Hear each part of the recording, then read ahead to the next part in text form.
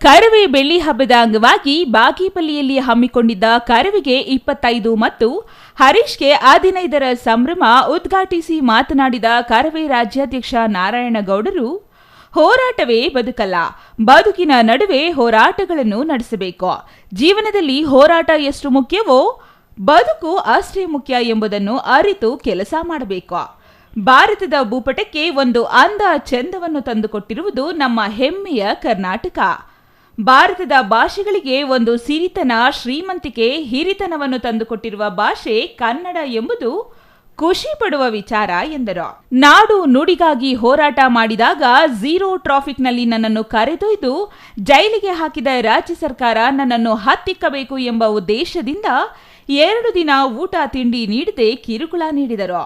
3 ತಿಂಗಳು ಆಚೆ ಬರದಂತೆ ನೋಡಿಕೊಳ್ಳುವ ಸರ್ಕಾರದ ಪ್ರಯತ್ನ ಸಫಲವಾಗಲಿಲ್ಲ.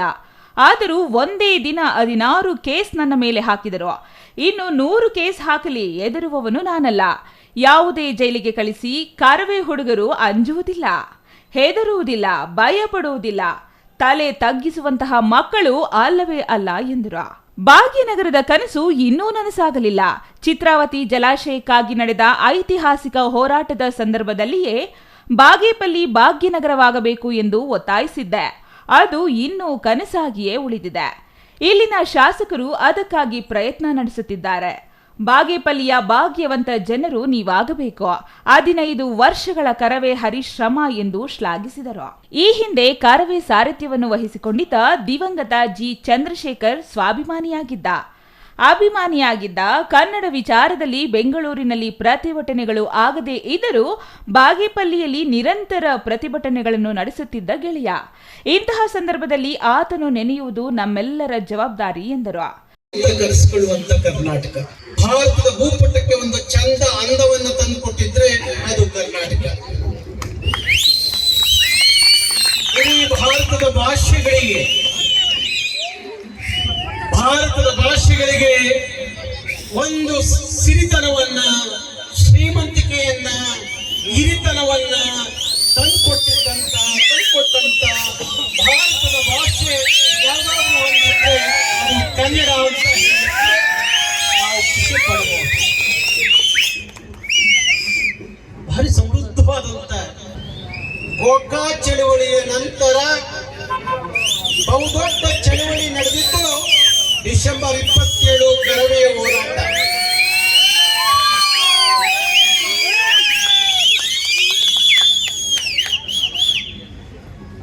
ಆ ಡಿಸೆಂಬರ್ 27 11 ಗಂಟೆಗೆ ನನ್ನ ಬಂಧನ ಮಾಡಿದ್ರು, ನನ್ನ ಬಂಧಿಸಿರು. ವ್ಯವಸ್ಥಿತವಾಗಿ ಆ ಹೋರಾಟವನ್ನ ಹತ್ತಿಕ್ಕಬೇಕು ಅನ್ನುವ ಪೊಲೀಸ್ನವರು ಅವತ್ತು ವಿಫಲವಾದರು. ನಾನು ಬಂಧಿಸಿದ ಅಷ್ಟೇ ಆಗಿದ್ದು, ಆದ್ರೆ ಆ ಹೋರಾಟವನ್ನ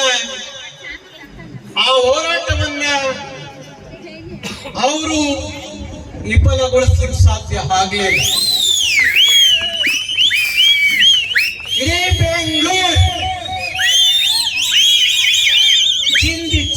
ಚಿಂದಿ ಆಯ್ತು. ಬೆಂಗಳೂರು 25 ವರ್ಷ ಯಾವ ಜೈಲಿಗೆ ಎದುರಲಿಲ್ಲ, ಪೊಲೀಸ್ ಲಾಟಿಗೆ ಎದುರಲಿಲ್ಲ, ಪೊಲೀಸ್ ಗುಂಡಿಗೆ ಎದುರಲಿಲ್ಲ. ಮತ್ತೆ ಇನ್ನೇನಕ್ಕೆ ಎದುರಬೇಕು? ನಾವು ನಮ್ಮನ್ನು ಎದುರಿಸ ಇನ್ಯಾವುದು ಶಕ್ತಿ? 16 ದಿವಸ ನನ್ನ ಜೈಲು ಹಿಟ್ಟು. 16 ದಿವಸದಲ್ಲಿ 2 ದಿವಸ ಜೈಲು ಒಳಗಡೆ ಊಟ ನೀರು ಏನೂ ಕೊಡ್ಲಿಲ್ಲ. ಒಬ್ಬನೇ ಲಾಕಪ್ಪಲ್ಲಿ ತಗೊಂಡು ಹಾಕಿದ್ರು. ಏನಾದ್ರೂ ಮಾಡಿ ಇಲ್ಲಿ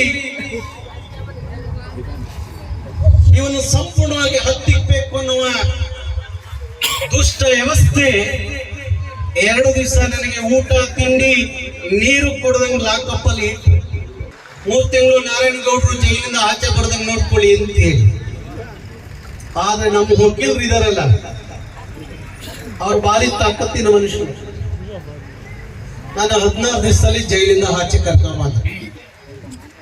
16 ಕೇಸ್ ಹಾಕಿದ್ರು ನನ್ನ ಮೇಲೆ. ಆ ಹೋರಾಟದಲ್ಲಿ ಒಂದೇ ದಿವಸ 16 ಕೇಸ್ ಹಾಕಿ, ಇನ್ನೂ 100 ಕೇಸ್ ಹಾಕ್ರಿ.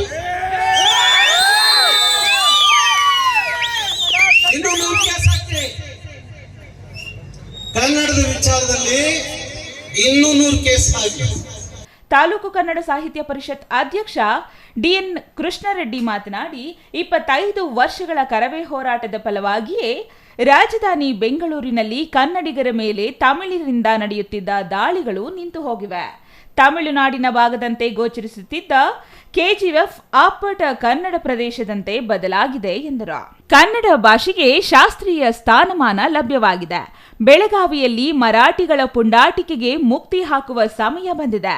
ವಿಶೇಷವಾಗಿ ಬಾಗೇಪಲ್ಲಿಯ ಚಿತ್ರಾವತಿ ಜಲಾಶಯ ನಿರ್ಮಾಣ ಸಂದರ್ಭದಲ್ಲಿ ಕರವೇ ನಡೆಸಿದ 100 ಕಿಲೋಮೀಟರ್ ಪಾದಯಾತ್ರೆ ಐತಿಹಾಸಿಕವಾಗಿತ್ತು. ಯೋಜನೆ ಜಾರಿಗೊಳಿಸಲು ಸರ್ಕಾರಕ್ಕೆ ನೈತಿಕ ಬಲ ತಂದುಕೊಟ್ಟಿತ್ತು. ಆಂಧ್ರದ ಗೂಂಡಾ ಸಂಸ್ಕೃತಿಯ ರಾಜಕಾರಣಿಗಳಿಗೆ ಕರವೇ ನಾರಾಯಣಗೌಡರು ನೀಡಿದ್ದ ಎಚ್ಚರಿಕೆ ಅಂದಿನ ಕಾಲಕ್ಕೆ ತಾಲೂಕಿನಲ್ಲಿ ಚರ್ಚೆಯ ವಸ್ತುವಾಗಿತ್ತು.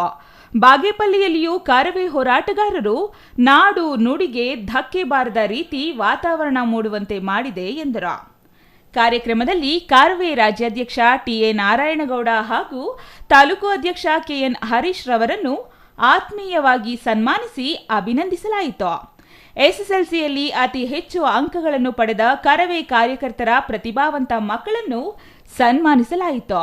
ನಾಡಿನ ಖ್ಯಾತ ಕಲಾವಿದರಾದ ಜೂನಿಯರ್ ರಾಜ್ಕುಮಾರ್, ಜೂನಿಯರ್ ವಿಷ್ಣುವರ್ಧನ್ ಮತ್ತು ಜೂನಿಯರ್ ಅಂಬರೀಶ್ ನಟನೆ ಮತ್ತು ಗಾಯನ ಸಭಿಕರ ಮನೋರಂಜಿಸಿತ್ತು.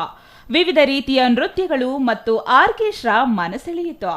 ಇನ್ನು ಈ ವೇದಿಕೆಯಲ್ಲಿ ಕರವೇ ಜಿಲ್ಲಾಧ್ಯಕ್ಷ ಎಂಆರ್ ಲೋಕೇಶ್, ಮಹಿಳಾ ಜಿಲ್ಲಾಧ್ಯಕ್ಷೆ ಸುಜಾತಮ್ಮ, ಡಾಕ್ಟರ್ ಸಿಎನ್ ಸತ್ಯನಾರಾಯಣ ರೆಡ್ಡಿ, ವಕೀಲ ಸಂಘದ ಅಧ್ಯಕ್ಷ ಎ ನಂಜುಂಡಪ್ಪ, ಪುರಸಭೆ ಮಾಜಿ ಅಧ್ಯಕ್ಷ BR Narasimhanaidu, HN Govindareddy, Eshwara Reddy, BS Satish, Umesh Chaudhari, KG Venkataramana, K Srinivas, Narayanaswamy ಮತ್ತಿತರರು ಹಾಜರಿದ್ದರು. Ganesh R, CTV news, Bagepalli.